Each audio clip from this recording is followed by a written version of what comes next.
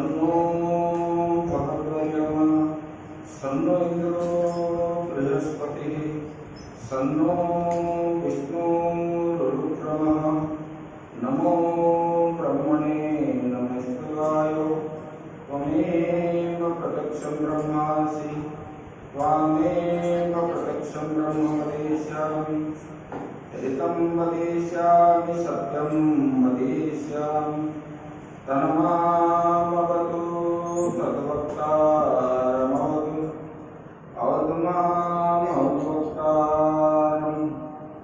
ॐ शान्ति शान्ति शान्ति। शङ्करं शङ्कराचार्यं केशवं बादरायणं सूत्रभाष्य कृतौ वन्दे भगवन्तौ पुनः पुनः। ईश्वरो गुरुरात्मेति मूर्तिभेदविभागिने व्योमवद्व्याप्तदेहाय दक्षिणामूर्तये नमः। गुरुर्ब्रह्मा गुरुर्विष्णु गुरुर्देवो महेश्वरः गुरुः साक्षात् परं ब्रह्म तस्मै श्री गुरवे नमः। शान्ताकारं भुजगशयनं पद्मनाभं सुरेशं विश्वाधारं गगनसदृशं मेघवर्णं शुभांगं लक्ष्मीकान्तं कमलनयनं योगीर्विज्ञानगम्यं वन्दे विष्णुं भवभयहरं सर्वलोकैकनाथं। नारायणं नमस्कृत्य नरं चैव नरोत्तमं देवीं सरस्वतीं व्यासं ततो जयमुदीरये। मूकं करोति वाचालं पङ्गुं लङ्घयते गिरिं यत्कृपातमहं वन्दे परमानन्दमाधवम्। कृष्णाय वासुदेवाय हरये परमात्मने प्रणतक्लेशनाशाय गोविन्दाय नमो नमः। सच्चिदानन्दरूपाय विश्वोत्पत्त्यादिहेतवे तापत्रयविनाशाय श्रीकृष्णाय वयं नमः।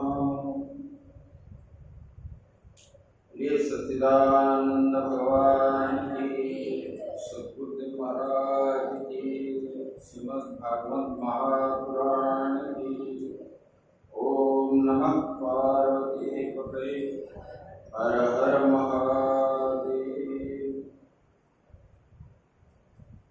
श्री कृष्ण गोविंद हरे मुरारी हे नाथ नारायण वासुदेव।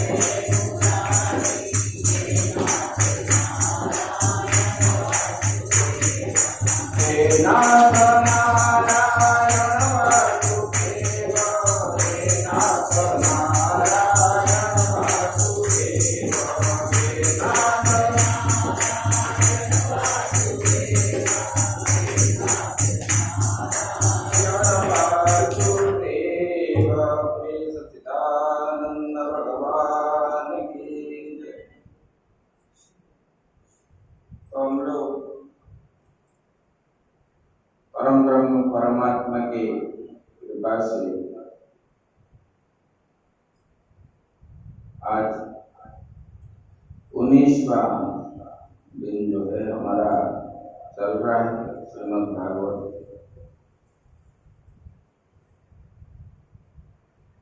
और ये विषय में मुख्य है कि भगवान में हमारा मन कैसे लगे, ये साधन बताया गया। प्रहलाद जी बता रहे हैं नित्य निरंतर जो है चिंतन मनन करने पर ही भगवान में भक्ति होती है, नहीं तो हमसे भक्ति दूर हो जाए। निरंतर होना चाहिए और नित्य होना चाहिए, तब जो है उसमें मन लगेगा। कोई भी विषय में आप घर में भी काम करते हो तो ध्यान से नहीं करोगे तो वो काम में मन भी नहीं लगेगा और काम भी करते नहीं। ऐसे यहाँ भी बताया गया, जैसे कि आप लोग कुछ दिन के लिए बाहर चले जाते घूमने के लिए, आने के बाद जो 4-5 दिन छूट जाता है, 10 दिन या 15 दिन, फिर काम करने से जैसे लगता है मन नहीं लगता काम में। ऐसे भगवान का भजन भी इसी प्रकार है। तो भगवान के भजन में कभी कुंठा बोध नहीं करना चाहिए। और ये भजन करने के लिए ही हमको हाथ मिला है, आंख मिला है, कान मिला है, मुख मिला है, ये सब दिए हैं देखने के लिए, खाने के लिए, भोग भोगने के लिए नहीं मिला है। प्रत्येक अंग हमारा जो है जो मिला हुआ है सब भगवान का भजन के लिए ही मिला है। कान के द्वारा श्रवण करो, आंख के द्वारा दर्शन करो, हाथ के द्वारा भगवान के लिए सात्संग कर्म करो, ये सब किया गया। भगवान तक चल के चलो, पैदल में। मन को जितना शौकीन करोगे, देखो सूरदास जी तो अंधे थे, अंधे होने पर भी उन्होंने नित्य भगवान को दर्शन के लिए बांके बिहारी जाते थे। इसने पूछा, महाराज आप क्यों जा रहे हो, आप तो देख नहीं पाते। उन्होंने बताया बोले कि मैं नहीं देख रहा हूं तो ये मुझे सबको मालूम है, मैं तो अंधा हूं, लेकिन जो सारा जगत को देखता है वो तो मुझे देखता है।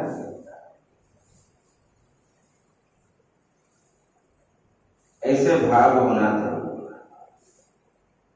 तब जाके भगवान को प्राप्त हो। ऐसे नहीं कि आसान से मिल जाए, साधन होना चाहिए। ये साधन का माध्यम इसमें बता दिया।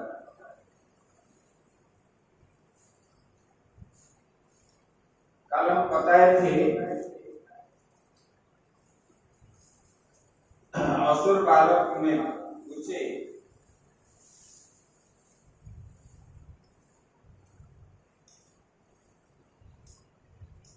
बोले कि गुरुओं ने जो शिक्षा दी आपको भी दी, हमको भी दी,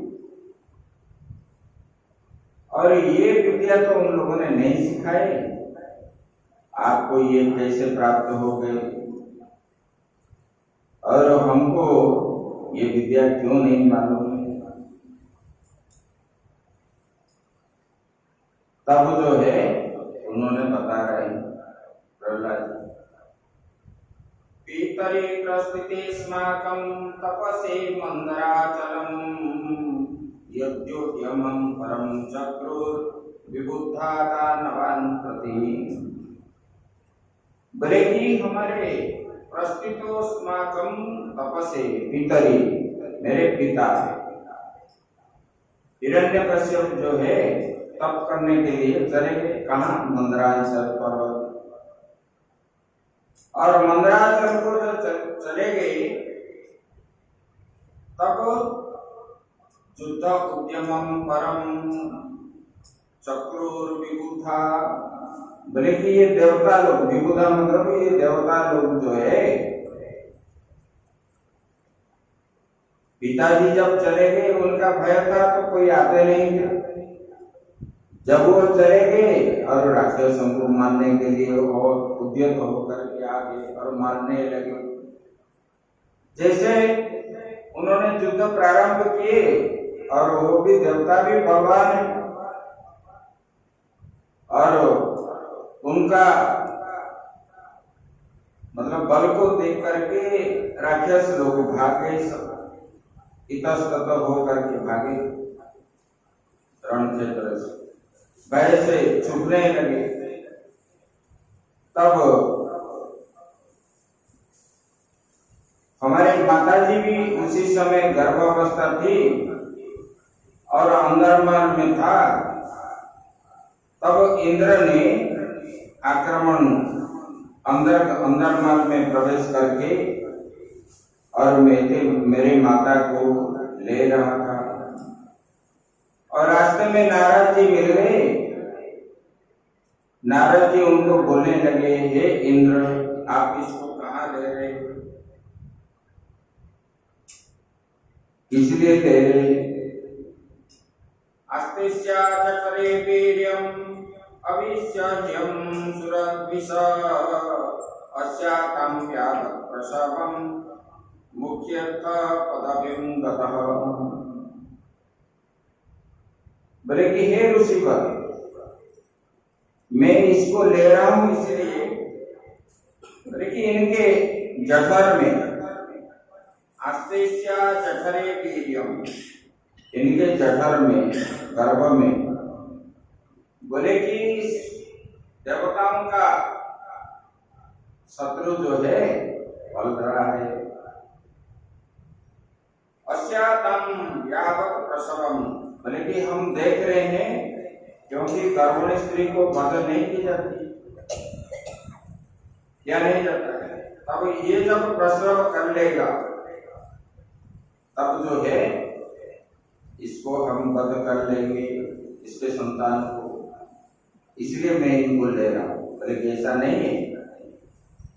नारद जी बोले कि देखो, अयम निष्किल साक्षात् महाभागवतो महान त्वया न प्राप्स्यते स्थानम अनंतानुचरो बलि। बोले कि ऐसा नहीं है। बोले कि अयम निष्किल, ये पाप से रहे, इसी गर्भ में जो है, बोले कि ये भगवान का परम प्रेमी है, भक्त है भगवान का, और ये अत्यंत बलशाली है, निष्पाप है, और विद्वान भी है, और महात्मा भी है। ये किसी का बुरा नहीं चाहने वाला है, इनके अंदर जो है।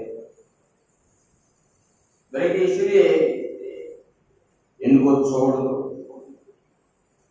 देवर्षि जो है,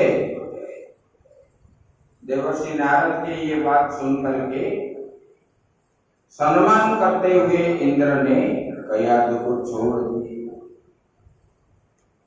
और नारद जी उनको बोलने लगे, मेरे माता को, बोले कि हे बेटी, तुम चिंता ना करें, और अपने आश्रम में यही आपका पिता का घर समझो,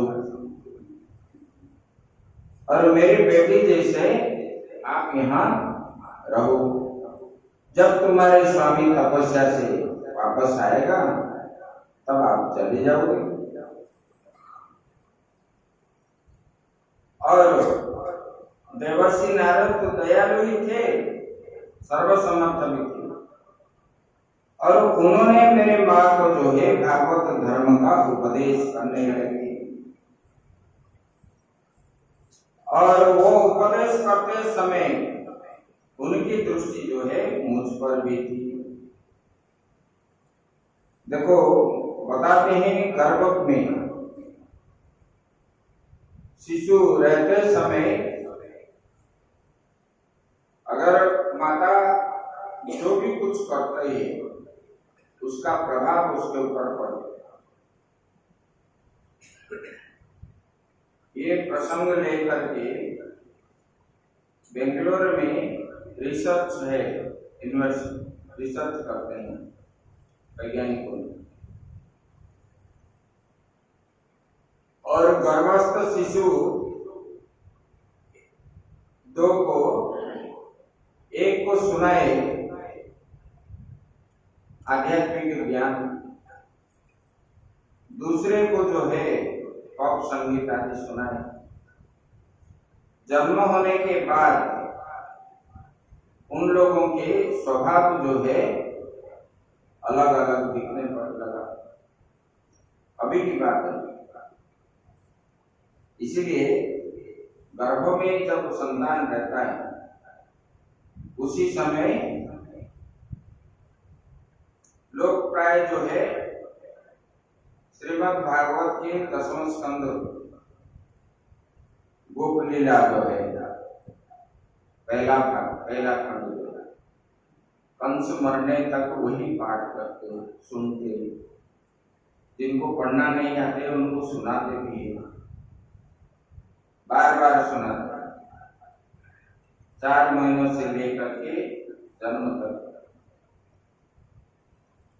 देखो, ये आध्यात्म चीज सुनने से उनका जो है प्रभाव अलग रहता है।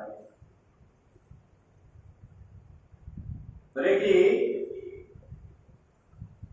उनका कृपा मेरे ऊपर हो गई, तब मेरे जो है ये ज्ञान मेरा विस्मृत नहीं, और मेरी माता जो है वो तो स्त्री है,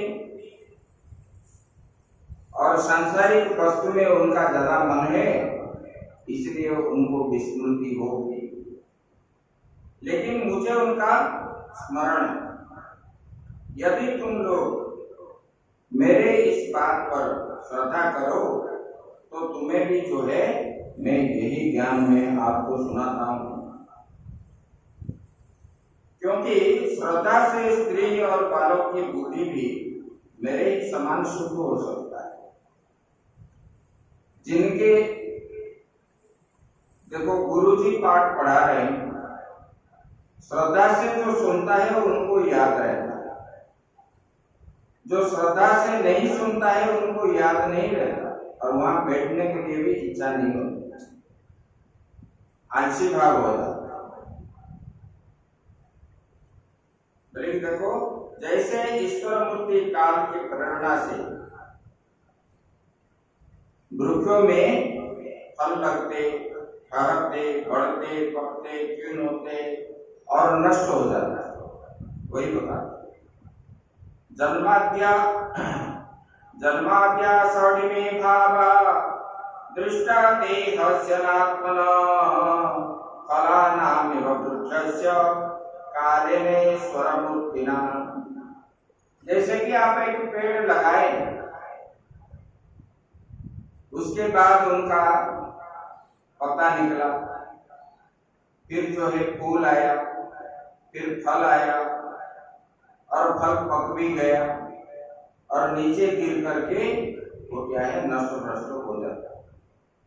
बोले कि ये शरीर भी जो आया है ये जन्मता है, जन्म होने के बाद उनका है अस्तित्व है, बढ़ता रहता है और वृद्धि भी होता है।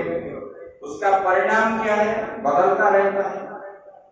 जैसे बाल अवस्था था, फिर जो है युवक अवस्था आ गया, पौगंड आ गया, पौगंड के बाद युवक आ गया, युवक के बाद वृद्धावस्था आया। ये शरीर का धर्म है। उसके बाद क्या है, फिर बीमार आदि होते हैं तो शरीर दुबला पतला आदि हो जाता है, कोई मोटे भी हो जाते हैं, कोई पतला हो जाते हैं। उसके बाद उनका क्या होता है, विनाश होता है। ये शरीर का धर्म है। ये षड विकार जो है ये देह का धर्म है, लेकिन ये आत्मा में नहीं है। आत्मा नित्यो वय शुद्ध एक क्षेत्र आश्रय अभिक्रिय सुदृढ़ हेतु व्यापको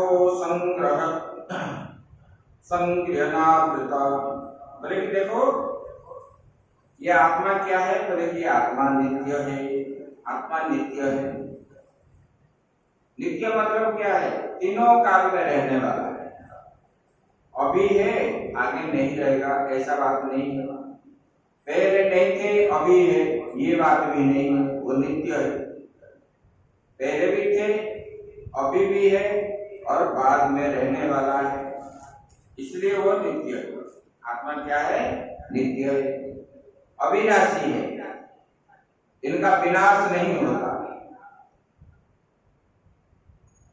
जैसे कि ये शरीर का विनाश होता है, अभी है, कुछ दिनों के बाद नष्ट भी हो जाता है, देखने को नहीं मिलता। ऐसे आत्मा नहीं है, अविनाशी है वो। और क्या है, बोले कि शुद्ध है। उनके अशुद्धता कुछ भी नहीं है। जैसे शरीर अशुद्ध होता है, आप स्नान नहीं करोगे तो शरीर के अंदर से क्या निकलता है, सुगंध, दुर्गंध ही निकलता है। फिर स्नान करने पर वह शुद्ध बनता है। ऐसे आत्मा जो है वो नित्य शुद्ध है।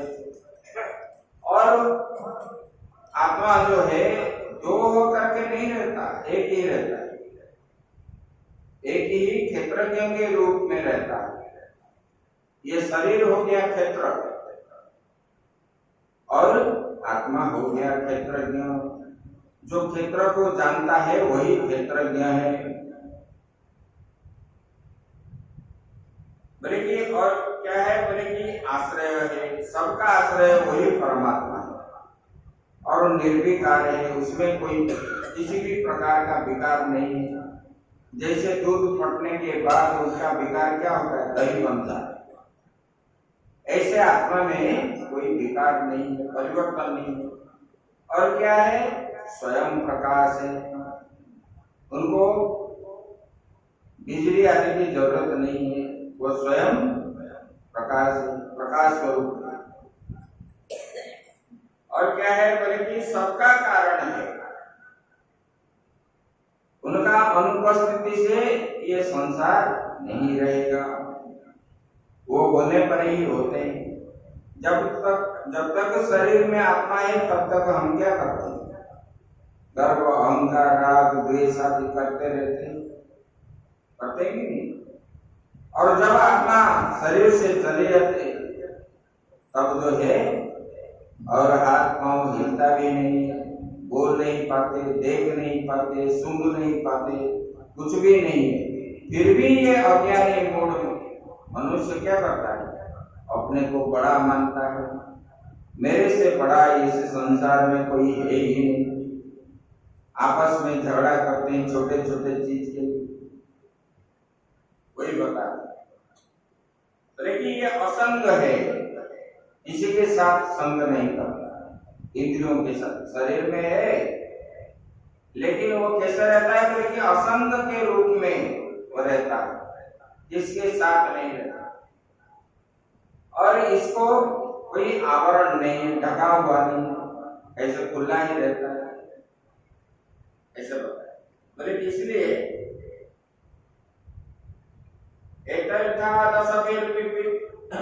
दशवीर विद्वान आत्मनो लक्षणे परे अहम ममेत्य सद्भावम देहादौ मोहजं त्यजेत्। बोले कि इस प्रकार ये आत्मा का जो है 12 लक्षण ज्ञानियों ने बता दिया। ज्ञानी मतलब जो आत्मा को जानने वाले होते हैं, जो आत्मा को जान गए, उन्होंने अहम भाव छोड़ करके, मैं और मेरा ये छोड़ करके, लेकिन समभाव में रहते हैं, अहंकार नहीं करते। आत्मा का स्वरूप जिनको ये ज्ञान हो गया, अपरोक्ष ज्ञान हो गया, बोले कि उनके अंदर कोई विकार नहीं होता।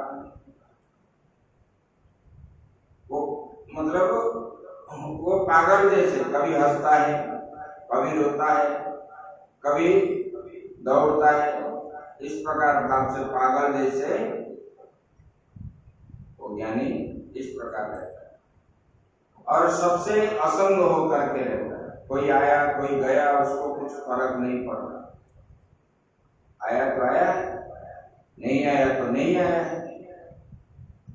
बस अपने जीवन धारण के लिए, क्योंकि ये शरीर मिला है, आत्मज्ञानी को तो भी भूख प्यास आदि होते हैं, ये शरीर को बचाने के लिए ही वो जितना चाहिए इतना ही मिल जाने पर उसको और कुछ नहीं चाहिए, और हर समय वो संतोष भाव से रहता। ठीक है। अष्ट प्रकृतया प्रोक्ता श्रेय एव हि तद्गुणा विकार षोडशाचार्य उमानेक समन्वया। बोले कि देखो, पहले बता दिए, बोले कि ये आत्मज्ञानी जो है वो आत्मा को जब जान जाता है तब वो शोक मोह आदि से रहित होकर के वो रहता है। अरे इधर बैठो। बोले कि आगे और क्या बताते हैं, बोले कि आचार्यों ने मूल प्रकृति, महत्त्व, अहंकार और पंच तन्मात्राएं, ये 8 तत्वों को प्रकृति बतलाया है विद्वानों ने। बोले कि ये जो है मूल प्रकृति जो है तीनों गुण का समाहार, सत्व रज तम को, उसी को बोलते हैं प्रकृति। और महतत्व जो है बुद्धि को बोलते हैं, और अहंकार मैं और मेरा, और पंच तन्मात्रा ये विषय, रूप रस गंध स्पर्श आदि ये पांच जो है ये विषय। कितना हुआ? ये 8 हुआ। बोले कि ये 8 तत्वों को कहीं कहीं विद्वानों ने प्रकृति भी बोलते हैं। बोले कि उनके 3 गुण जो है सत्व रज तम, और जो है उनका जो विकार है ये 16 है। बोले विकार क्या क्या है? 10 इंद्रिया है, 5 कर्मेंद्रिया, 5 ज्ञानेंद्रिया, और 1 मन और 5 महाभूत। ये 16 को भी कहीं कहीं मानते हैं। बोले कि ये सब में एक पुरुष है, ये अपने शरीर के अंदर जितना है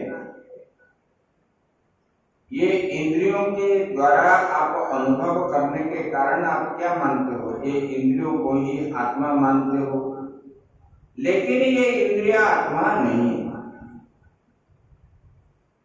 आत्मा जो है इससे अलग है, साथी के रूप में वो रहता है। सुख दुख कर्म आदि जो है, इसलिए आगे बताएंगे 11वां स्कंद में बताएंगे, इसलिए मैं नहीं बता रहा हूं। ये शरीर के अंदर 2 पक्षी निवास करते हैं, शरीर को मुख्य बताएंगे। और एक जो है नीरव दृष्टा होकर के देखता है, और दूसरा जो है वो खाता पीता रहता है। बोले क्या खाता है? बोले कि इस वृक्ष में जो फल फलता है, इस वृक्ष में कैसा फल फलता है? सुख दुख आदि 2 फल फलता है कि नहीं? तो वो फल को भोजन कौन करता है? कोई कौन भूंजता है? जीव ही भूंजता है। जीव रूपक जो पक्षी है वही भूंजता है। लेकिन दूसरा पक्षी जो है ये साथी के रूप में रहता है, देखता है, वो कुछ करता नहीं। बल्कि वो साथी के रूप में रहता है, किसी से लिप्त नहीं होता, निर्लिप्त होकर के उन्होंने ये सब करता है। लेकिन हम लोग अज्ञान के कारण क्या बोलते हैं? मुझे सुख हो रहा है, मुझे दुख हो रहा है। ये सुख दुख आदि मुझे नहीं हो रहा है, ये शरीर को हो रहा है, 5 कर्मेंद्रिय और 5 ज्ञानेंद्रियों को, क्योंकि ये शरीर को दुख हो रहा है। और ये आत्मा नहीं है। मन बुद्धि चित्त और ये ज्ञानेंद्रिय कर्मेंद्रिय ये शरीर इसी को हो रहा है। दुख भी जो है इसमें ही है, लेकिन आत्मा को नहीं है। ये ज्ञानियों ने बता दी। बोले देखो इन सब का समुदाय जो है देह है, यह 2 प्रकार का है, एक स्थावर है और एक जंगम है। और इसी में जो अंतःकरण इंद्रिया आदि जो अनात्म वस्तुओं को यह आत्मा नहीं है, लेकिन इसको अज्ञानी लोग क्या मानते हैं? अनात्म वस्तु को आत्मा मानते हैं, देह इंद्रियों को ही आत्मा मानते हैं। क्या बोलते हो? मुझे भूख लग रही है, बोलते हैं कि नहीं? मुझे प्यास है, लेकिन आत्मा को भूख प्यास आदि नहीं है। ये शरीर को, जैसे कि हम जनरेटर चलाते हैं या बत्ती जलाते हैं, बत्ती में तेल खत्म हो जाए तो क्या होगा? बुझ जाएगा। और फिर बत्ती डालो तो वो क्या है? फिर प्रकाश दे। ऐसे ये भूख प्यास आदि जो है ये देह का धर्म है। अगर नहीं खाओगे तो कर्म भी नहीं कर पाओगे, खड़े नहीं हो पाओगे। इसलिए ये शरीर के पोषण के लिए ही ये सब चाहिए, लेकिन ये शरीर आत्मा नहीं है। मुझे ये सब भूख प्यास आदि रोग व्याधि ये सब आदि मुझे नहीं हो रहा है, मेरे शरीर को हो रहा है, ये शरीर मुझसे अलग है, यही पता है।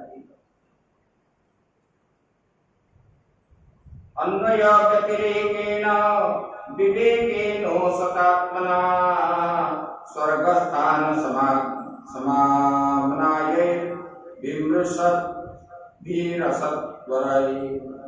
बोले कि देखो, ये आत्मा को अन्वय और व्यतिरेक बता दिए।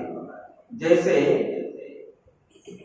घड़े में आप देखोगे तो मिट्टी ही मिट्टी, मिट्टी के व्यतिरेक मतलब व्यतिरेक, तो मिट्टी को छोड़ करके घड़ा बन सकता है क्या? नहीं। ऐसे इस जगत में जैसे घड़े में मिट्टी चारों ओर है,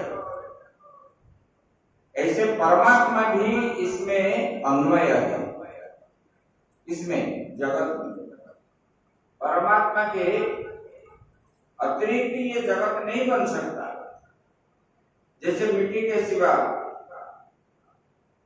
घड़ा बन सकता है? नहीं बन सकता है। वो उसी में अन्वय है, मिट्टी व्यतिरेक भी है।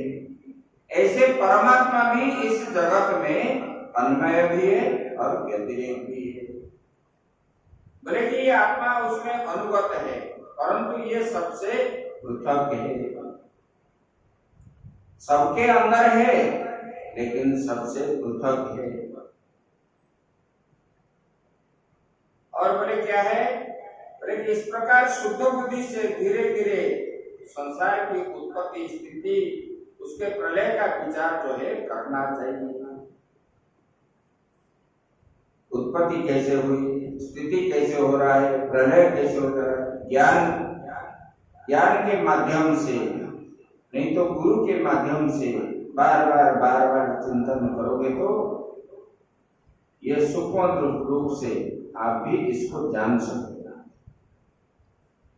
बोले कि अगर ये भी नहीं मालूम हो गया तब आप जो है जागृत स्वप्न सुषुप्ति को भी आप परीक्षा करके देखो। ये बताया बधे जागरणं स्वप्न सुषुप्तिरिति कृतयः कायेन नैवानुभूयन्ते सोऽध्यक्ष पुरुषः परः। बोले कि देखो, ये जागृत स्वप्न सुषुप्ति जो है ये तीनों बुद्धि की वृत्तियां हैं। ये बुद्धि की वृत्तियां हैं। बोले कि इन वृत्तियों का जिसके द्वारा अनुभव होता है। देखो, हम अभी जागृत है, हम अनुभव किससे करते हैं? बुद्धि से ही करते हैं। इंद्रियों से अनुभव करते हैं। ये खाया, मैं ये पिया, मैं देख रहा हूं, ये किससे कर रहे हैं? इंद्रियों के द्वारा। जिसके मतलब जिसको देखा, किसके द्वारा देखे? आंख के द्वारा देखे। उनका अनुभव किसमें हुआ? चक्षु इंद्रिय के द्वारा हुआ। मुझे अभी ठंडी हो रही है, गर्मी हो रही है, ये किस इंद्रियों के द्वारा? लेकिन ये त्वक इंद्रियों के द्वारा। ठंडा और गर्मी ये किस इंद्रियों को हो रहा है? चमड़े को हो रहा है। बोले कि ये इंद्रियों के द्वारा ही ये अनुभव करता है, होता है। और सबसे अतीत सबका साक्षी जो है परमात्मा है। देखो, जागृत में सब इंद्रियां रहते हैं तो उसी को जागृत बोलते हैं। कर्म इंद्रिया और ज्ञानेंद्रिया और मन, ये किसमें रहते हैं? जागृत अवस्था में रहते हैं। लेकिन स्वप्न अवस्था में स्वप्न कब देखते हैं? जब सोते हैं तब स्वप्न देखते हैं। स्वप्न की अवस्था में कर्मेंद्रिया रहते हैं? नहीं रहते, क्योंकि हम चलते नहीं उसी समय। और ये जो है कर्मेंद्रिया उसी समय सुप्त हो जाते हैं, सोते समय। वहां कौन रहता है? बोले कि पंच ज्ञानेंद्रिय और मन रहता है। क्योंकि आप जानते हो पंच कर्मेंद्रिय कैसे स्वप्न अवस्था में कुछ खा रहा हूं, कुछ देख रहा हूं, अनुभव भी करते हो, और वो मन रह रहा है, इसलिए मन के द्वारा आप जानते हो ये मीठा है, ये खट्टा है, ये कड़वा है, वो गाली दे रहा है, ये मुझे मार रहा है। ये सब सुख दुख का ज्ञान पंच ज्ञानेंद्रिय मन के द्वारा होता है। बोले कि स्वप्नावस्था में ये पंच ज्ञानेंद्रिय और मन रहता है। लेकिन जब सुषुप्ति में जाते हो, निगूढ़ नींद में जब आप क्या बोलते हैं, सुषुप्ति अवस्था जो है, आप बोलते हो कि मैं आज कुछ मुझे मालूम नहीं है, इतना शांति से मैं सो गया। बोले कि उसी समय कोई भी इंद्रियां नहीं रहते, मन भी नहीं रहते। ये नहीं रहने पर कि आप क्या बोलते, वहां केवल आत्मा ही रहता है साक्षी के रूप में। तब आप क्या बोलते, उसी समय बोलते उठने जागृत होने के बाद मैं सुख से सोया था। वहां तो इंद्रियां नहीं थी, इंद्रियों के द्वारा आपको अनुभव होता है तो बोलते हैं मैं ये देखा, ये सुना, ये कहा, ऐसे। लेकिन वहां तो इंद्रियां नहीं रहती। बोले कि ये आत्मा रहने के कारण ही आप थे, और आपको ये ज्ञान हुआ कि मैंने सुखी से सोया था। आत्मा के साथ रोज संबंध होता है, लेकिन सोने के समय, लेकिन हमको याद क्यों नहीं रहते? ना सांसारिक वस्तु में हमारा मन नित्य निरंतर होने के कारण ही वो ज्ञान हमको मालूम नहीं पड़ता। यही पता है। बोले कि देखो, जैसे गंध से उसका आश्रय क्या है? वायु है। वहां आप अगरबत्ती जलाओगे अंतिम कमरा में, यहां तक सुगंध कैसे आता है? गंध अपने आप थोड़े, ये गंध जो है वायु का आश्रय लिया, वायु प्रवाह होने के कारण आप यहाँ अनुभव कर रहे हो कि वो सुगंध होगी या दुर्गंध जो है, वो गंध किसका आश्रय है? वायु का आश्रय है। बोले कि ये वायु का आश्रय होने पर आपको ये ज्ञान होता है। बोले कि वैसे ही ये बुद्धि की इन कर्मजन्य एवं बदलने वाले तीनों अवस्था के द्वारा ये साक्षी रूप से अनुभव आत्मा को जानो। बोले कि बुद्धि के द्वारा तर्क लगा के, जैसे आप जाने कि गंध वहां है और इधर आ रहा है, वो वायु के आश्रय लेकर के आया, ऐसे बुद्धि के आश्रय इसके द्वारा आप इनको जानना चाहिए।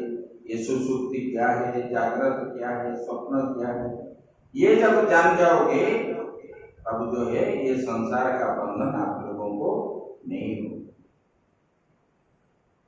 बोले कि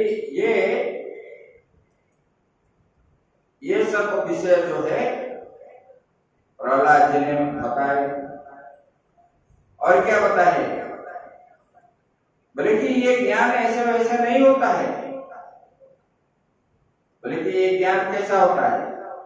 बोले गुरु शुश्रूषया भक्त्या सर्वलब्धार पणेन च संगेन सद्भक्तानां ईश्वराराधनेन च।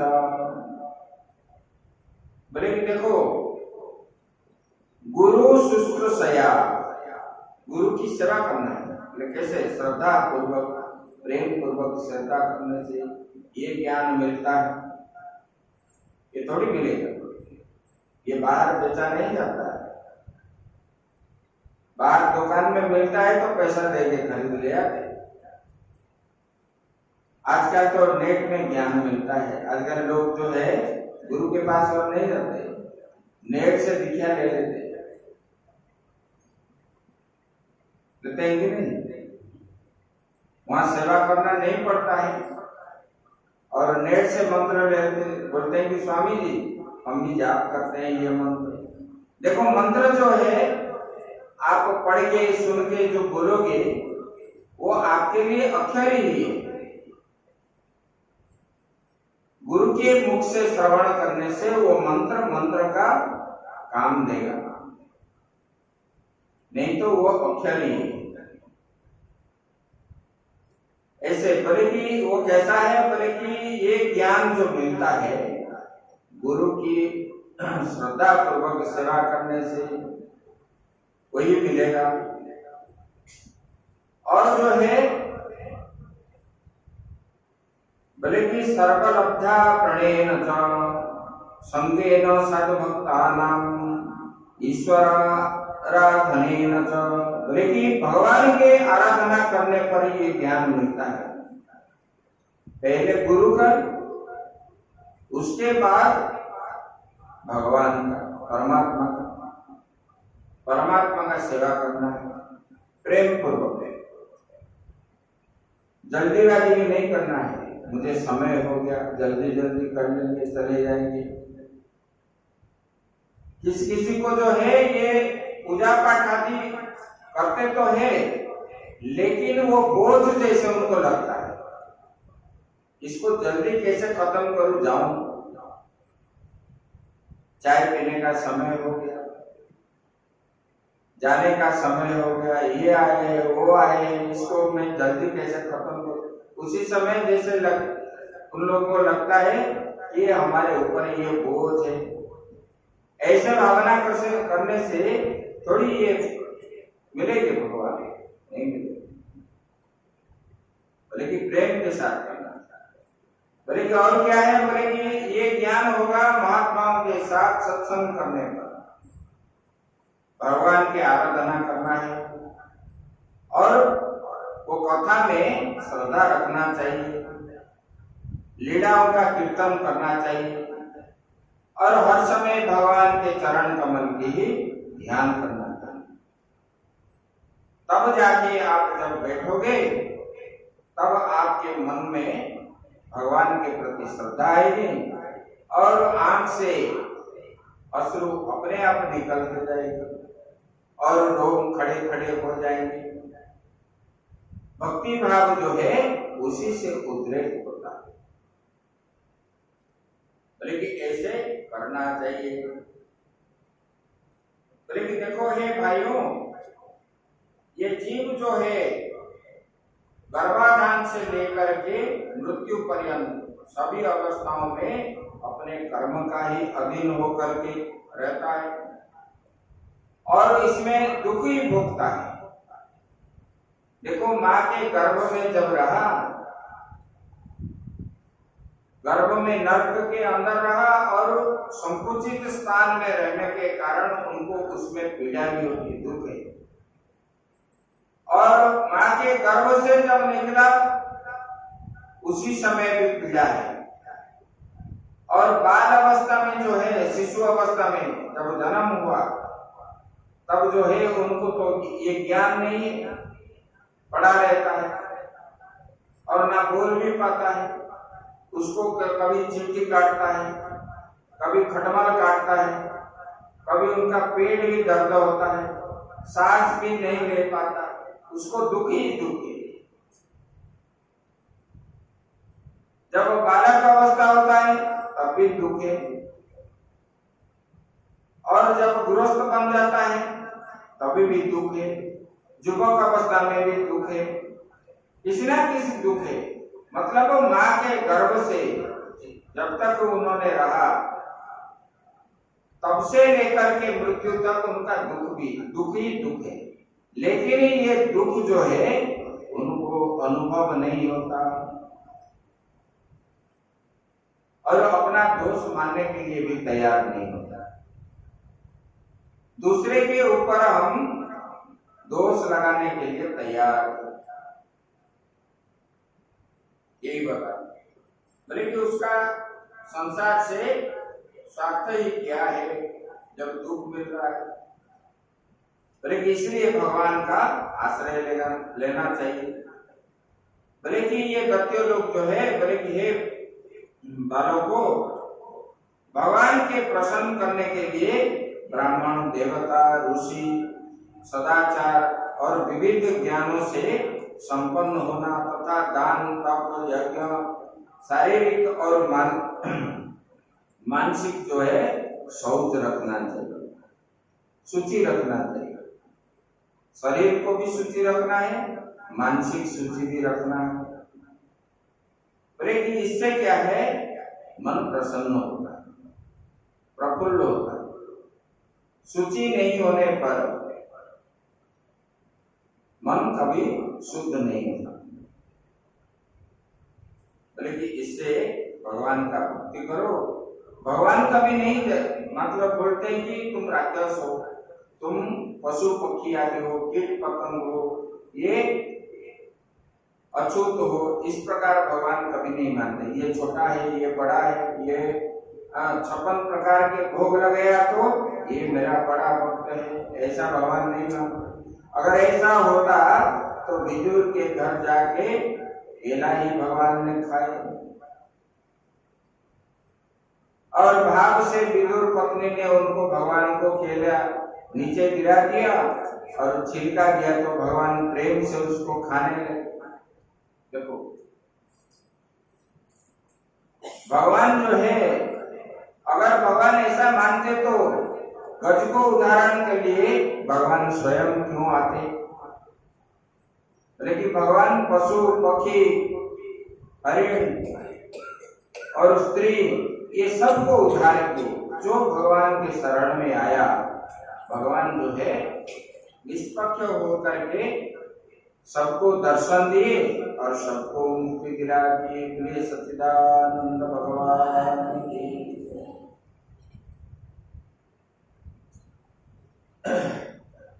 राधे राधे गोविंद गोविंद राधे, बोलो राधे राधे गोविंद,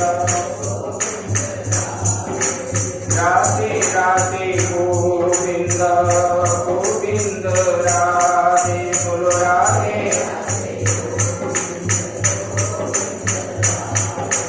राधे राधे गोविंद गोविंद राधे, बोलो राधे राधे गोविंद राधे गोपाल राधे, गोविंद राधे राधे राधे गोविंद गोविंद राधे, बोलो राधे राधे गोविंद राधे गोपाल राधे, गोविंद गोविंद राधे गोपाल राधे, गोविंद राधे राधे गोविंद गोविंद राधे, बोलो राधे राधे राधे गोविंद गोविंद राधे, बोलो राधे राधे गोविंद राधे गोपाल राधे, गोविंद राधे राधे गोविंद गोविंद राधे, बोलो राधे राधे गोविंद राधे। बोले सच्चिदानंद भगवान की। तो भगवान ये प्रहलाद ने इस प्रकार राक्षसों बालकों को, अपने सहपाठियों को इस प्रकार बताए अपना ज्ञान। बोले कि देखो संसार में परमात्मा ही सत्य है, बाकी सब मिथ्या ही। भले तुम राक्षस हो, पशु हो, पक्षी हो, किसी भी योनि में हो, भगवान का आश्रय लेने पर भगवान आपको क्या है, मुक्ति दिलाते हैं। इनके आश्रय में जो जाता है कभी वापस नहीं आता, और उनका जो साधन भी करता है उसका साधन जो है निष्फल भी नहीं होता। इसलिए उसी भगवान का ही चिंतन करना चाहिए। ऐसे बोल दिए और बोलने के बाद ये शिक्षा दे, और ये राक्षस वालों को जो है सब भगवान में ही लगे, और कहीं भी देखो तो शुक्राचार्य के आश्रम में हरि भजन चल रहा है। जब गुरुओं ने आकर के देखे तब वो तो आश्चर्यचकित हो गए। द्वादश अक्षर मंत्र का वहां भजन कर रहे थे, ओम नमो भगवते वासुदेवाय। सब लोग, सब बच्चे प्रहलाद का अनुगत हो गए सब। और गुरुओं ने ये जो देखे बोले कि ये जो है राजा को अगर मालूम पड़ेगा तो हमको मार लेगा। तब उन्होंने प्रहलाद को मारने के लिए कृत्या को प्रकट किए, कृत्या का अनुष्ठान किए। एक राक्षस विद्या है, यज्ञ हवन कुंड से एक कृत्या राक्षसी निकलती, और उन्होंने, उनका नियम है प्रकट हो गई, अगर उनको, उन्होंने जिसके लिए प्रकट हुआ है उनको कुछ कर नहीं पाया तो प्रकट करने वाले को वो मार लेगा। इतना भयंकर है। और ये साधन जो है षंड और अमर्क ने उनको मारने के लिए कृत्या को प्रकट की, और कृत्या प्रकट हो गई, और प्रहलाद उनको देकर प्रहलाद के पास उनको भेजे। वो प्रकट होने के बाद पूछे, हे गुरुदेव बताइए क्या करना है।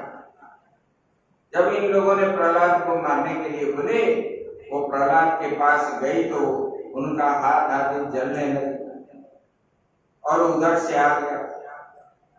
जब उन्होंने आ गई तब जो है ये षंड और अमर्क को हत्या करके वो अपने स्वस्थान को चले। और ये जब मर गए और सब लोग देखे, शिष्यों ने भी बताए, सब लोग आश्चर्य हो गए। प्रहलाद को मारने के लिए गए तो वो मर गए। ये पूरे राज्य में प्रकट जब हो गए तब ये राक्षसों भी जो बड़े बड़े हैं वो प्रहलाद के अनुगत हो गए। तब उनके पिता जो है बड़ा क्रोधित होकर के मारने के लिए आया, और शुक्राचार्य भी अपने पुत्र मरने के बाद प्रहलाद को डांट फटकार लगाए, अभिमान भी किए।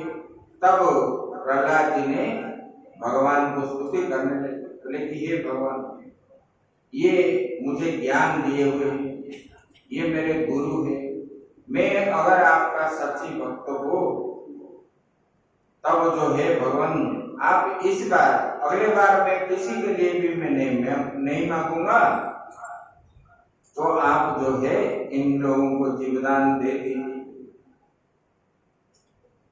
माता लक्ष्मी बोले कि देखो ये कैसा मूर्ख बालक है, इनको मारने के लिए वो आ रहे थे और आए थे, मर गए तो ये उनके लिए रो रहा है।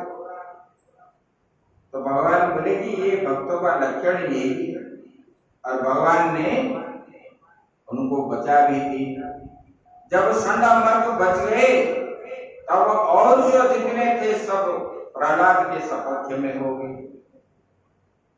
तब जो है हिरण्यकश्यप को बड़ा क्रोधित हो गया और उन्होंने बोलने लगा, बोले कि देखो प्रहलाद, तुमने जो है किसके बल पर जो है तुम अभी इतना घमंड हो, 5 साल के बच्चा होकर के मैं त्रिपुरा विजय सम्राट हूँ, मुझे सारा देवता, यक्ष, किन्नर, नाग सब लोग डरते हैं, मतलब 14 भुवन में सब डरते हैं, लेकिन तुम अपना पुत्र हो करके और इतने कम उम्र हो करके भी तुम मुझे नहीं डरते, मेरे बात को नहीं मानते, मैं ही भगवान हूँ और मुझे भगवान नहीं मानते। बोले पिताजी ये संभव नहीं है।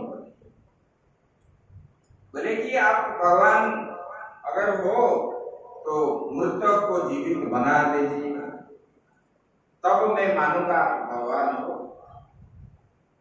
तो बोले अच्छा, बोले ऐसा है? बोले कि तेरा भगवान कहाँ है? बोले कहाँ नहीं है। बोले कि इस संसार में कहाँ नहीं, ऐसा स्थान नहीं जहाँ कोई नहीं है।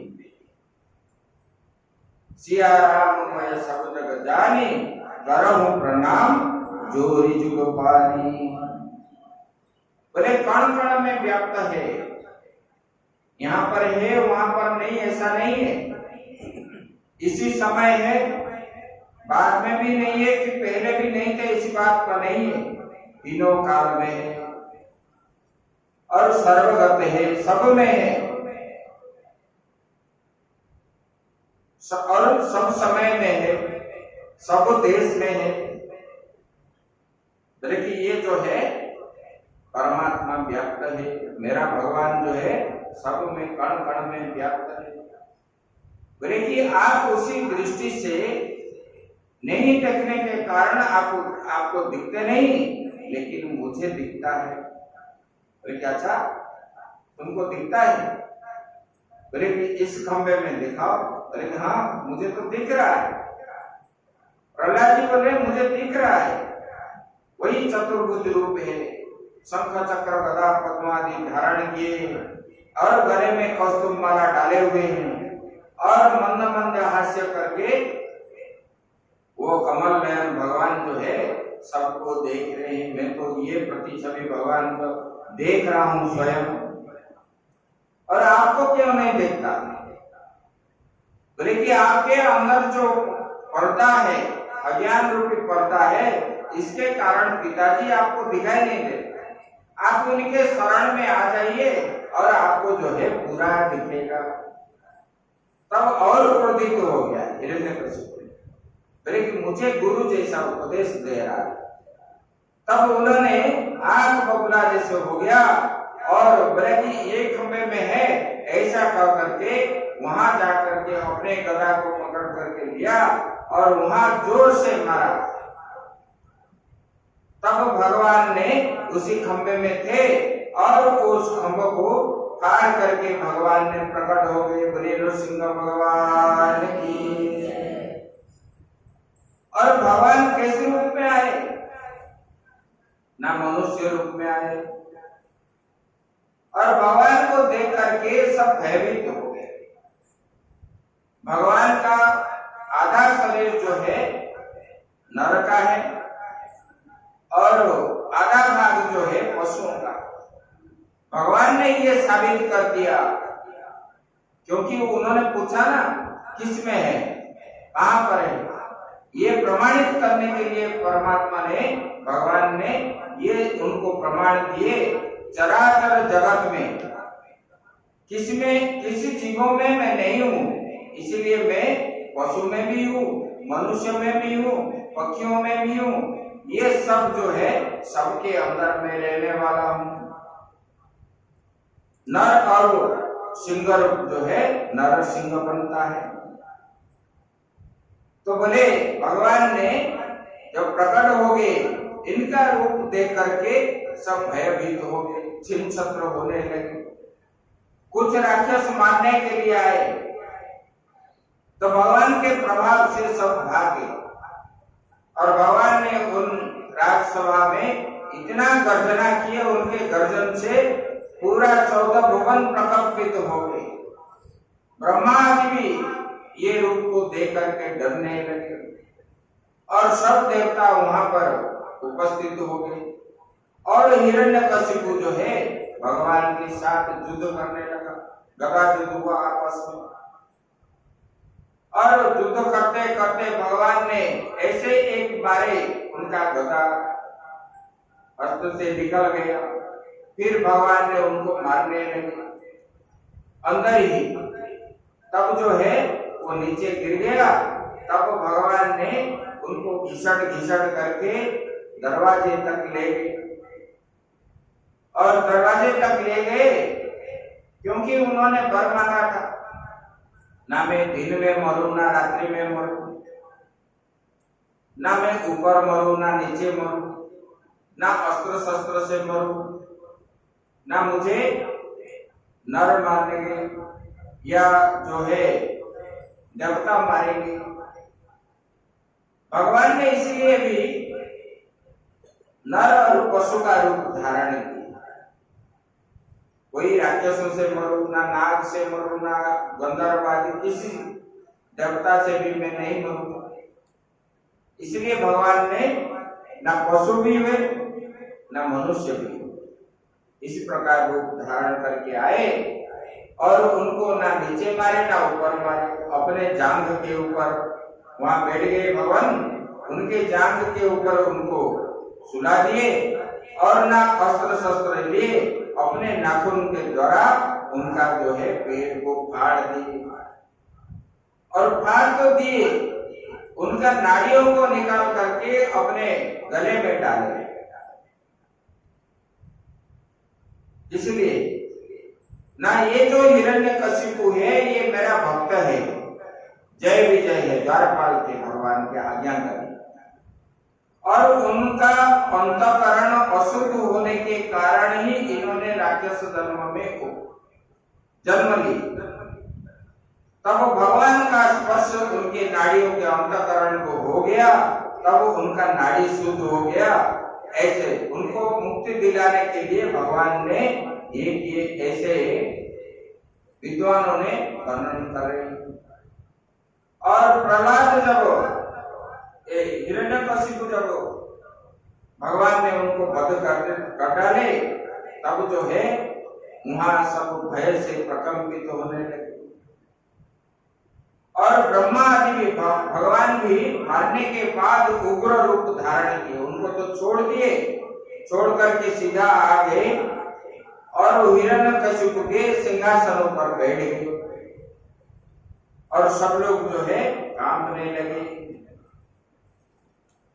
और भगवान का इस रूप जब देखे सारा देवता आदि जो है भयभीत हो गए। तो ब्रह्मा जी ने बोले पहले नतोस्मनंताय दुरंत शक्तये विचित्र वीर्याय पवित्र कर्मणे ईश्वरस्य सर्ग स्थित संयमान गुणये अश्वलीलया संदतते व्ययात्मने। बोले कि हे भगवान, ब्रह्मा जी बोल रहे, बोले कि देखो, बोले कि हे भगवान आप क्या है? बोले कि अनंत है। न तो अस्मि अनंताय, बोले कि आप अनंत है। बोले कि आप शक्ति क्या है? बोले कि आपका शक्ति को कोई पार नहीं कर पाता। आपके अंदर इतना शक्ति है, आपके शक्ति के आगे कोई पार नहीं कर सकता है, नहीं भी पा सकता है। बोले कि आपका पराक्रम जो है विचित्र है। बोले कि आपका कर्म जो है पवित्र है, आप जो भी कर्म करते पवित्र है, उसमें कोई अपवित्र का चीज है ही नहीं। और क्या है? बोले कि यद्यपि आप गुणों के दास, गुणों के द्वारा आप लीला से संपूर्ण विश्व की उत्पत्ति स्थिति प्रलय करते, गुणों के माध्यम से ये करते। बोले कि भगवान आपको ये गुण, आपका गुण जो है स्पर्श नहीं कर पाता। बोले कि भगवान आप उससे कोई संबंध नहीं रखते वो गुणों से। बोले कि आप स्वयं जो है निर्विकार है, आप में कोई विकार नहीं, क्योंकि जो गुण का अधीन होते हैं उनके अंदर विकार उत्पन्न हो जाता है। मैं दुखी हूँ, मैं सुखी हूँ, इस प्रकार जो बोलते क्या है, गुण का अधीन होने पर ही हम बोलते हैं। लेकिन भगवान जो है आपसे गुण उत्पन्न हुआ है, आप गुण को जानते हैं और इसलिए गुण जो है आपको स्पर्श नहीं कर पाता। इसलिए भगवान मैं आपको नमस्कार करता हूँ। और भगवान रुद्र ने उनको ये स्तुति कर ली, ब्रह्मा जी पास में कोई नहीं गए।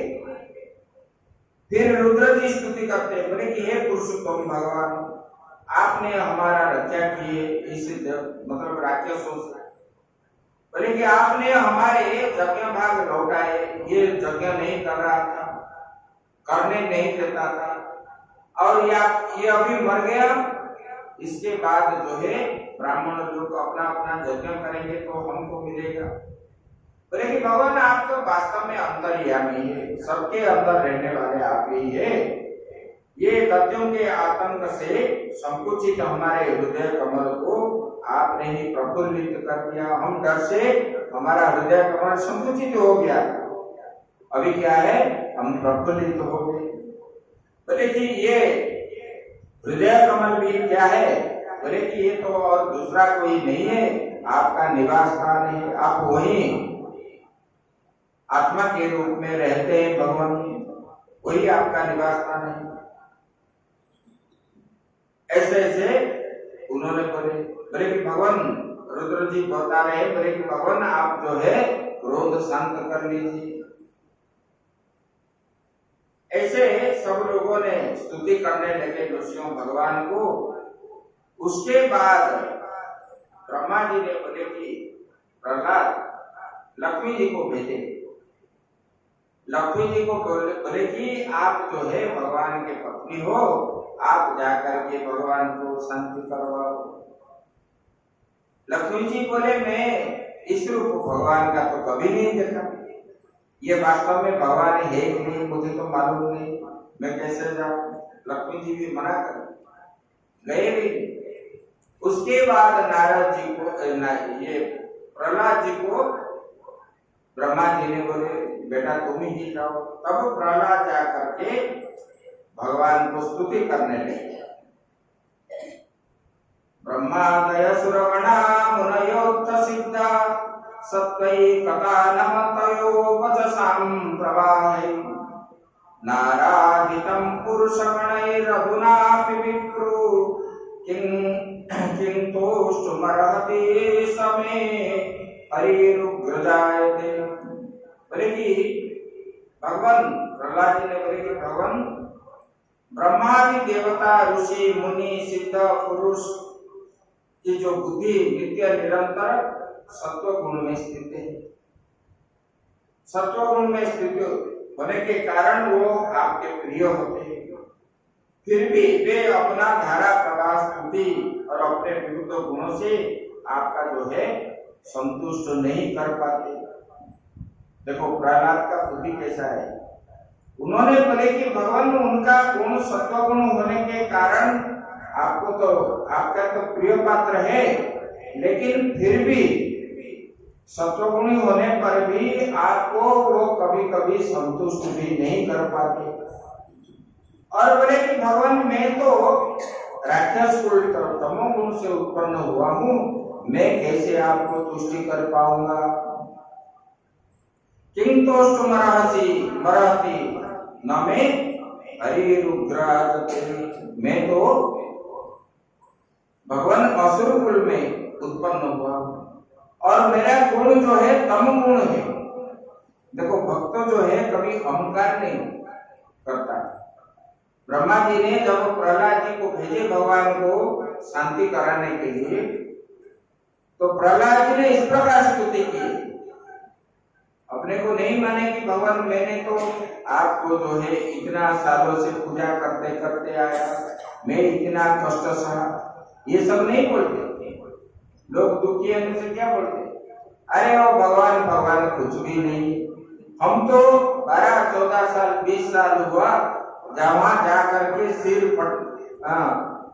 मथा टेके टेके मेरा मथा जो है फट गया और चोटी भी उखड़ गई, फिर भी भगवान का दर्शन नहीं हुआ। वो भगवान भगवान नहीं है, ना गुरु भी है ना भगवान भी है। श्रद्धा कितना रहता है। देखो जो गर्भ अहंकार से निवृत्त होकर के भगवान का शरणापन्न होता है वही वास्तव होता है। किसी ने मुझे बोला, बोले कि स्वामी जी ये तो सब हम जान चुके हैं, तो जान चुके तो है, कर्म में क्यों नहीं दिखाते। कर्म में जिनको मालूम है और सुनना नहीं चाहिए तो आपको तो आपका कर्म भी करना चाहिए। आप दूसरे को मत दो, अपना कर्म जो है उसी कर्म से तो मालूम पड़ जाता है कि आपको कितना मालूम है कितना नहीं। देखो ज्ञानी जो होते हैं वो ज्ञानी क्या करते हैं, सिद्ध लोग जो है आप चल जाओगे तो बता देंगे आपका स्वभाव कैसा है। ऐसे बोलने से नहीं होते। और क्या बोले, बोले कि देखो भगवान, मैं समझता हूं कि मेरे पास तो धन भी नहीं है, कुलीनता नहीं है, रूप भी नहीं है, तप भी नहीं, क्या विद्या भी नहीं। ऐसे बोले कि ये सब समर्थ संतुष्ट करने में मैं समर्थ नहीं हूं, मैं तो छोटा सा बालक हूं भगवान। फिर भी भगवान आप तो गजेंद्र की भक्ति से उनको दर्शन दिए थे भगवान, और आप मेरे पास आए हो, अभी क्रोध जो है शांत कर दीजिए। ऐसे ऐसे उन्होंने स्तुति किए। तब भगवान को फिर प्रहलाद जी ने स्तुति करने के बाद साष्टांग प्रणिपात किए। साष्टांग प्रणिपात करने के बाद भगवान ने अपने हाथ से उठा लिए और भगवान तुरंत जो है उग्र रूप जो धारण किए थे शांत हो गए। जैसे लाल लोहा, गरम हुआ लोहा लाल दिखता है अग्नि में, जल का स्पर्श होने पर जैसे वो पूर्व अवस्था वापस हो जाता है, इसी प्रकार भगवान ने जो उग्र रूप धारण किए थे भक्त का अधीन है भगवान। प्रहलाद जी ने जब स्तुति किए, भगवान का गुणगान आदि करने लगे, तब भगवान ने तुरंत अपना जो क्रोध मूर्ति को शांत कर दी। उसके बाद प्रहलाद को साष्टांग प्रणिपात कर रहे थे, उनको उठाए, अपने गोद में बैठाए। जैसे माँ अपने बच्चों को अपने गोद में बैठा करके, प्रहलाद के प्रति भगवान का स्नेह जो है मतलब शरीर के अंदर से ही उमड़ आया। तो भगवान ने उनको जो है जीभ से चाटने लगे, क्योंकि भगवान ने सिंह का रूप धारण की, इसलिए उन्होंने श्रद्धा से स्नेह से, जैसे बछड़े को गौ माता जो है अपने जीभ से चाटता है पशु आदि, ऐसे भगवान ने भी प्रहलाद जी को ऐसे अपने वरद हस्त जो है प्रहलाद के सिर पे रखे और भगवान को चाटने लगे। भगवान जो है प्रहलाद के सिंह मतलब हिरण्यकशिपु के सिंहासन पर किस लिए बैठे, ना भगवान को मालूम था कि इसके बाद जो है प्रहलाद मेरा भक्त जो है यहाँ राजा बनेगा। और ये दुष्ट जो बैठा था उनका अंतकरण शुद्ध नहीं था, इसलिए ये सिंहासन पर बैठने से मेरा भक्त जो है कभी कभार जो है ये भी गलत रास्ता में चल जाएगा। इसलिए भगवान पहले ही उनको शुद्ध कर दिया, अपने स्वयं बैठ कर। देखो भगवान कितना चिंता करते, यही बता। उसके बाद भगवान ने बोले, प्रहलाद मैंने तो आने से बहुत देर कर दिया आपके पास, मेरे वजह से आपको बड़ा कष्ट हुआ है। और तुरंत प्रहलाद जी बोले कि भगवान मुझे कुछ भी कष्ट नहीं है, आप आना देरी किए और मुझे ये जो आप बोल रहे हैं कि मुझे कष्ट हुआ, मुझे कुछ भी कष्ट नहीं। बोले कैसे कष्ट नहीं, आपको आग में डाले और तला तेल कड़े, गरम तेल कड़े के अंदर छोड़े, आपको अग्नि में भी छोड़े, आपको कैसे डर नहीं लगा। बोले कि भगवान मुझे जब आप हैं मुझे डर किस बात का, मैं तो आपको ही चिंतन करते करते, और जहां पर तलवार में भी मैं आपको देख रहा था, हाथी में भी मैं आपको देख रहा था, गरम तेल कढ़ाई के अंदर मैंने तो आपको देखा था, आग के अंदर भी मैंने आपको देखा था, विष के अंदर भी आपको देखा था। जब आप मिल जाते तब हमारा दुख कहाँ है भगवान। इसलिए मुझे कभी भी दुख नहीं, मैं तो आनंद में था। और आपका नाम जो है आनंद से मैं ले रहा था, कभी छोड़ा नहीं भगवान। और भगवान जो खुशी हो गए और भगवान ने बोले कि प्रहलाद आप वर मांगो। तब प्रहलाद जी, देखो प्रहलाद और नहीं मांगे, प्रहलाद जी बोले भगवान जब आप मिल गए, आप मुझे लुभाते हैं। भगवान को ऐसे भी बोले कि भगवान आप मुझे लोग दिखाते हैं, मांगने के लिए बोलते हैं, और मैं ये काम क्रोध लोभ मोह में ग्रसित हो जाऊंगा तो भगवान मैं आपका भजन मेरा छूट जाएगा। इसलिए भगवान आप जब मिल गए, ये संसार के सर्वेश्वर आप है, आपको प्राप्त होने के बाद फिर संसार में बाकी क्या चीज रह गया जो कि मैं मांगू।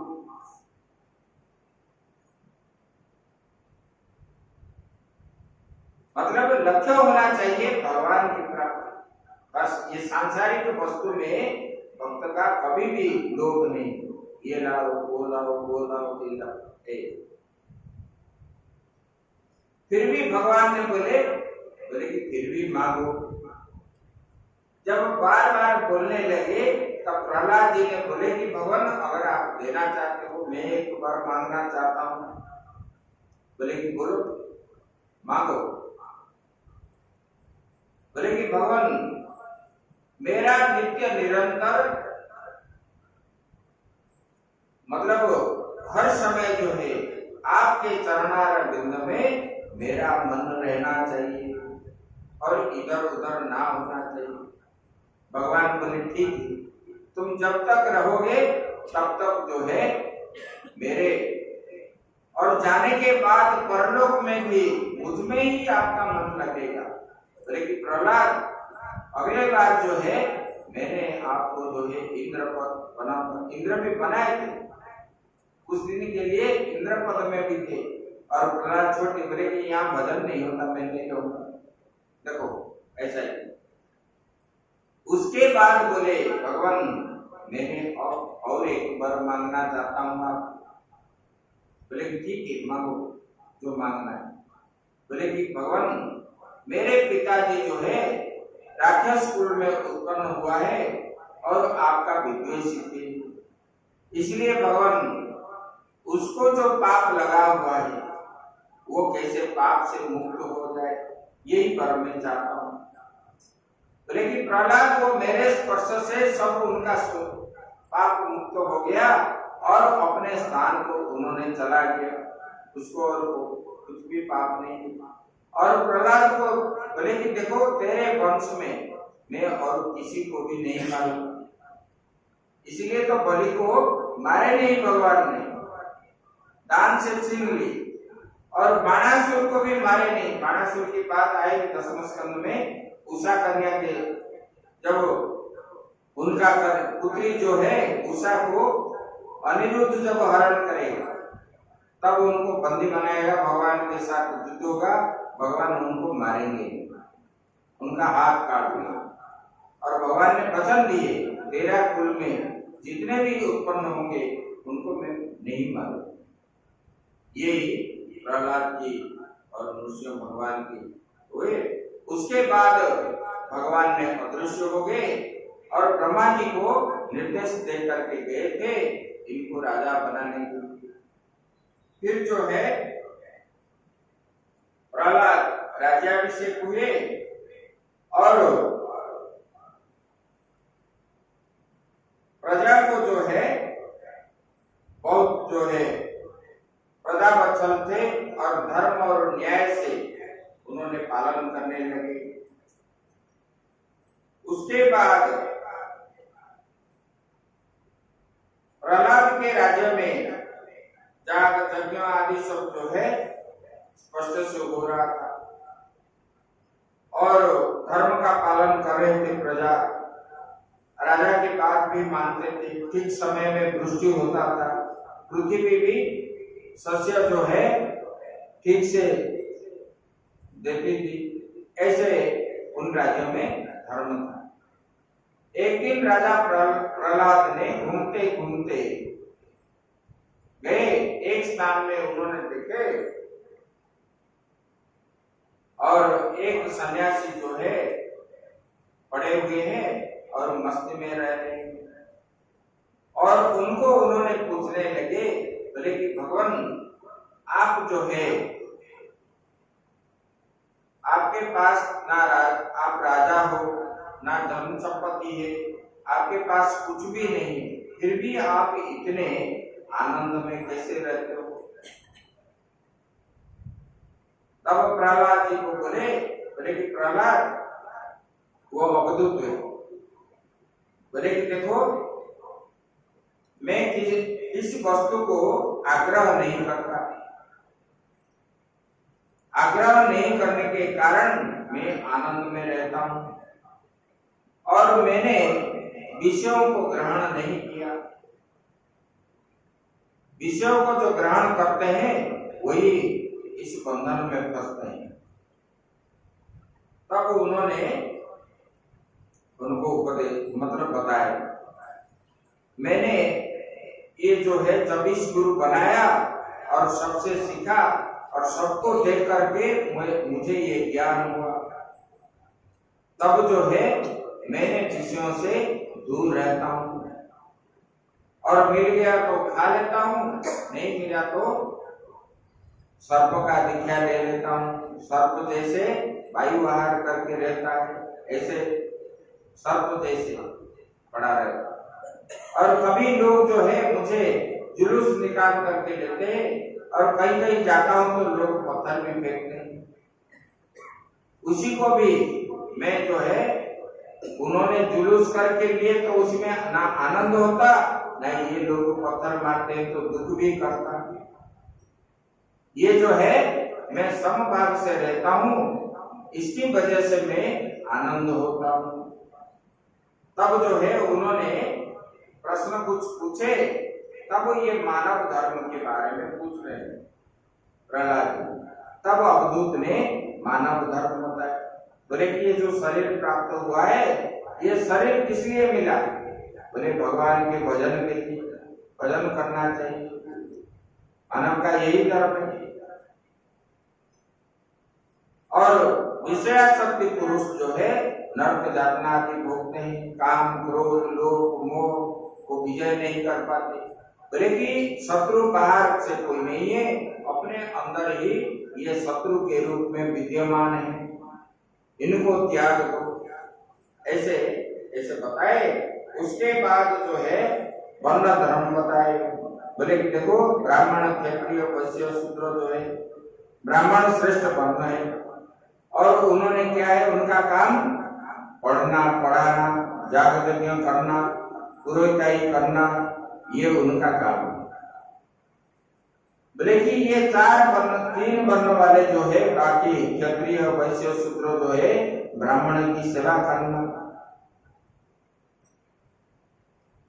और ब्राह्मण जो है बताते हैं, बोले कि ब्राह्मण कभी लोभी नहीं होना चाहिए, जितना मिला उसमें संतुष्ट होना चाहिए, और ब्राह्मण को महात्मा को कभी धन संचय करके नहीं रखना चाहिए, ये बताया। उसके बाद फिर क्षत्रिय जो है, मतलब सब धर्म जो है धर्म के लिए ही कर्म करेगा, ये बताया। बोले क्षत्रिय भी उसका धर्म क्या है? बोले कि धर्म को रक्षा करने के लिए वो अस्त्र शस्त्र विद्या से वो धर्म क्या ही रक्षा करे, धर्म छोड़ना नहीं है। क्योंकि धर्म रक्षति रक्षिता, धर्म हम रक्षा करेंगे तो धर्म हमको रक्षा करेगा। धर्म से बढ़कर कुछ नहीं है। हम धर्म करेंगे तो धर्म के बदले हमको जो है भगवान की प्राप्ति हो, परमात्मा, ये धर्म की वजह से। लेकिन इसलिए ये धर्म करना चाहिए। बोले क्षत्रिय का धर्म जो है धर्म की रक्षा करना, विधर्मियों को मार के धर्म की रक्षा करना। और वैश्य जो है व्यवसाय, कृषि, गोपालन और व्यवसाय।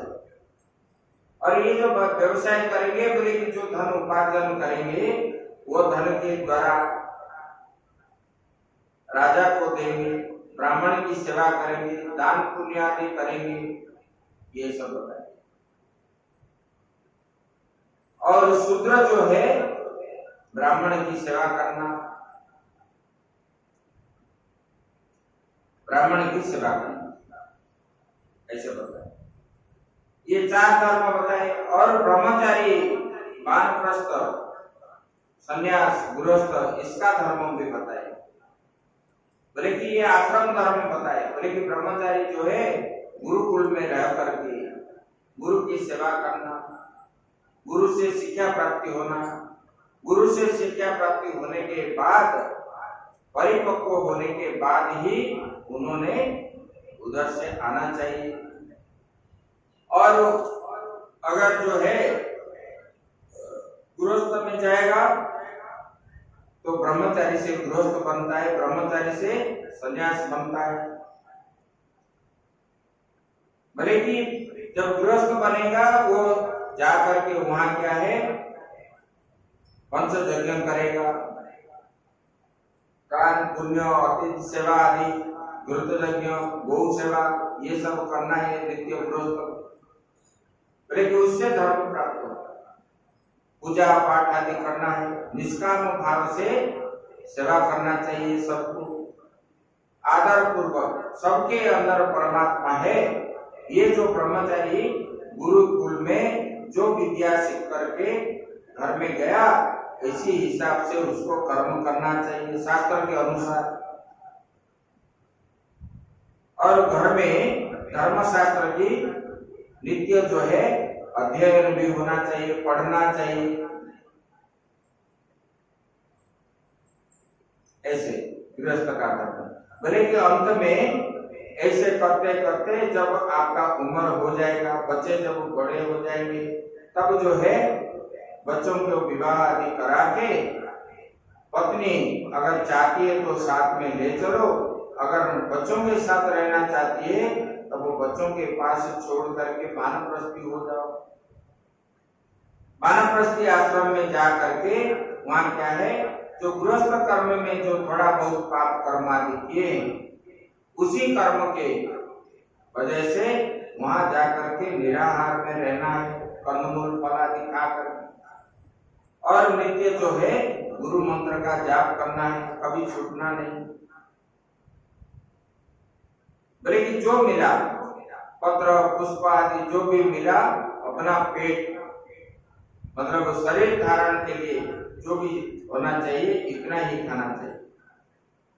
और वहां जंगल में रहे, दीर्घ काल तक नियमित तपस्या करते करते करते जब भी मन से अहंकार आदि बढ़ जाएगा, काम क्रोध लोभ मोह, तब जो है उसके बाद संन्यास लेकर के परिव्राजक के रूप में घूमना चाहिए। उसके बाद स्त्री धर्म के बारे में बताया, पूछे इन्होंने, तो स्त्री को जो है पति ही अपना देवता मानना चाहिए, वही भगवान के रूप में पति को देखना चाहिए, पति को पूजा करना चाहिए। और उनके आज्ञा ले करके ही जो भी करना है उनके आज्ञा से। देखो एक जाजली ऋषि थे और उन्होंने एक पीपल पेड़ के नीचे बैठ करके दीर्घ काल तक तपस्या की। ऐसे तपस्या की उनका जटा बढ़ गया और जटे में पक्षियों ने जो आकर के वहां रहने लगे, वहां अंडा भी दे बड़े हुए, उन्होंने अंडा भी देने लगे। अंडा से फिर जो है फिर शावक उत्पन्न हुए और वो भी बड़े होकर के उड़ गए, बहुत दिनों तक रुकी। उसके बाद उन्होंने अपना तपस्या भंग करके जब उठे, एक दिन सुबह स्नान शौच आदि हो करके वहां पर बैठे थे, अपना संध्या वंदन सब करके बैठे थे। बैठ करके कुछ चिंतन में थे और एक पक्षी जो है ऊपर से टट्टी कर दिया। टट्टी कर दिया तो क्रोध से उनको देखने लगे और वो जल करके राख हो भस्म हो गई तुरंत। और एक दिन उन्होंने भिक्षा करने के लिए गए थे गांव में। जब भिक्षा करने के लिए गए थे, एक घर के सामने खड़े हुए नारायण हरि बोलने लगे। भिक्षा मांगना था, महात्मा लोग जो है बोले कि नारायण हरि समझ लेना चाहिए कि महात्मा जी भिक्षा मांग रहे हैं। तो उन्होंने घर के पीछे जो है वो कुछ घर के काम कर रहे थे और उनको सुनाई पड़ा। उन्होंने बोले कि महाराज आप थोड़ा ठहर जाओ, मैं आ रही हूं। तो बहुत समय हो गया। जब उन्होंने अपना बर्तन आदि धो रहे थे, धो करके जब आए तब वो बहुत क्रोधित हो गए और फिर उसी समय उनको भिक्षा देने के लिए जा रहे थे वो माता जी। फिर जो है उनका पति देव आ गए और जब पति देव आ गए घर में बाहर से, तब उनको जो है उनका वस्त्र उनको उतारे उनके शरीर से, फिर उनको पानी जल आदि पिलाए, फिर जो है भोजन करवाए।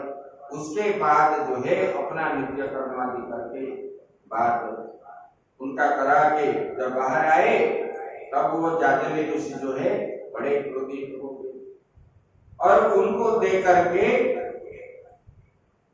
ये माता जी बोलने लगी, भगवान मेरा थोड़ा मेरी लेट होगी, लेकिन इसलिए कि मेरा स्त्री धर्म जो है पति की सेवा करना, मेरे पति के आगे और दूसरा कोई धर्म नहीं है। आप क्रोधित हैं मुझे मालूम है, और आपने क्रोधित होकर के तपस्या के बल से पक्षी को जला दिए थे और आप मुझे श्राप दोगे तो कोई कुछ नहीं होगा मेरा। लेकिन इसलिए ना मैं पति धर्म में हूं, सती नारी हूं, और मैं जो आपको बोल रहा हूं भविष्यवाणी जो है, जो पहले आप किए थे और आगे की बात भी मैं जो बोलता हूं, ये पति के प्रभाव से मैं बोल रहा हूं। मैं निष्ठा के साथ पति की सेवा करती हूं तो ये विद्या मुझे प्राप्त हुई है। बोले कि अभी तक आपको ज्ञान नहीं हुआ है, क्योंकि आप तो तपस्या किए, ये अहंकार है आपके मन में। इसीलिए आप क्या करो, जाओ ज्ञान प्राप्त करो, काशी जाओ, वहां तुलाराम है एक कसाई, उन्हीं से। तब जाजली ऋषि जो है घबरा के बोले कि ये घर में रहने वाली स्त्री इतना कैसे उनको मालूम है मेरे बारे में, सब कुछ बता दिया उन्होंने एक एक करके। ये पति धर्म का प्रभाव, सती नारी होगा। देखो सावित्री भी जो थे पति की सेवा की, तो सत्यवान को जमराज से लौटा करके ले आए सतीत्व के प्रभाव से। अनुसुईया ने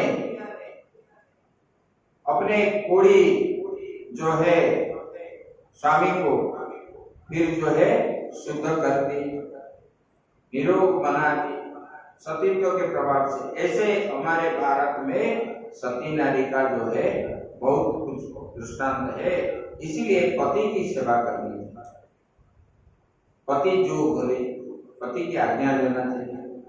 पत्नी क्या होता है, पति को मतलब खराब रास्ते में जा रहे हैं उसी को ठीक रास्ते में लाना, ये पत्नी का धर्म है।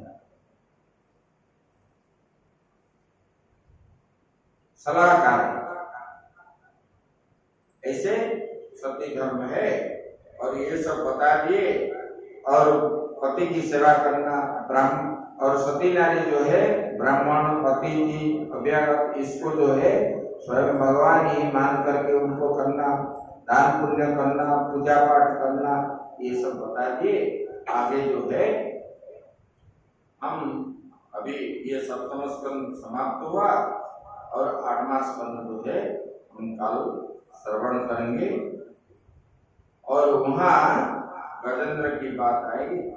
तब जो पशु पक्षी आदि कीट पतंग कैसे भगवान का भजन करने वाले तो ये मुख्य होते हैं, इसी को श्रवण करेंगे। ओम पूर्णमदः पूर्णमिदं पूर्णात् पूर्णमुदच्यते पूर्णस्य पूर्णमादाय पूर्णमेवावशिष्यते।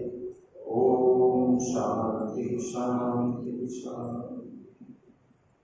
श्री राम जय जय राम। श्री राम जय जय राम। श्री राम जय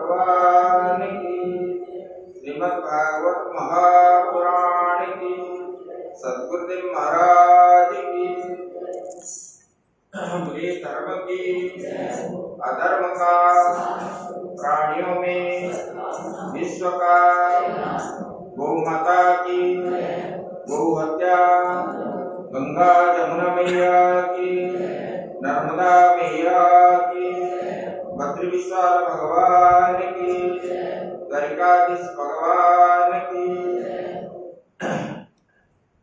रामेश्वर भगवान की बलभद्र स्वामी की सुभद्रा माता की जगन्नाथ स्वामी की चक्र सुदर्शन की श्री बंकी बिहारी नाथ की गिरिराज महाराज की राधा रानी की काशी विश्वनाथ भगवान की राम लाला की पवन सुत हनुमान की आद्य गुरु शंकराचार्य भगवान की अपने अपने गुरु महाराज की आज के आनंद की